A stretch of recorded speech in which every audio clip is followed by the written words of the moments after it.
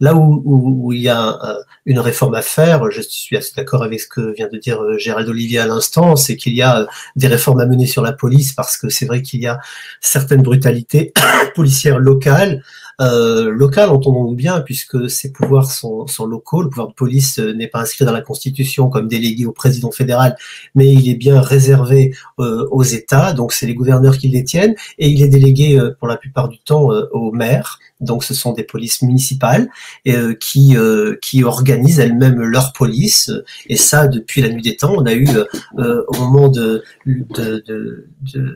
l'Union, au moment de la construction de l'Union, cette histoire dans l'Ouest où les shérifs faisaient un petit peu ce qu'ils voulaient. C'est ce qui reste dans la légende américaine, et c'est un peu ce qu'on a tous dans l'inconscient collectif aujourd'hui. On peut aller jusqu'à dire, Jean-Éric Brana, pardonnez-moi de vous interrompre, que policiers et procureurs ne sont pas au service de tous les citoyens américains, mais seulement de ceux qui les ont élus ou qui les ont fait élire. Écoutez, moi je vais vous retourner la question différemment, parce qu'en réalité il y a quelque chose que je n'ai pas entendu dans ce qui a été dit jusqu'à maintenant, et qui pour moi est assez fondamental dans ce qui se passe dans les manifestations aux États-Unis. Je suis assez d'accord quand j'entends dire que le confinement a exacerbé les passions. Je suis assez d'accord parce que je pense que ce confinement a révélé aussi toutes les faiblesses de certaines minorités, de leurs difficultés à vivre dans cette société, en particulier la société afro-américaine, qui a tout d'un coup a payé un très lourd tribut à cette Covid-19 et s'est rendu compte que quand même elle était toujours la plus pauvre, la plus en pointe sur le chômage, les problèmes de santé, les comorbidités, etc.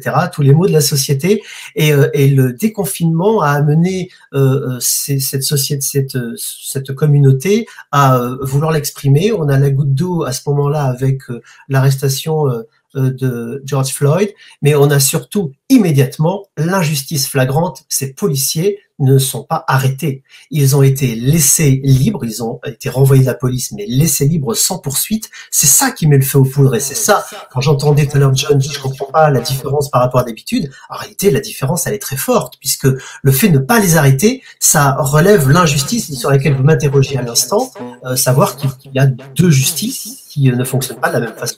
Derek Chauvin a quand même fini par être inculpé de meurtre, le signe que la justice n'est pas raciste ou qu'elle est sensible plutôt à la pression populaire. Derek Chauvin est arrêté d'abord et est inculpé dans un premier temps de meurtre au 3e degré, qui est un meurtre sans intention de la donner. Il risque 25 ans de prison.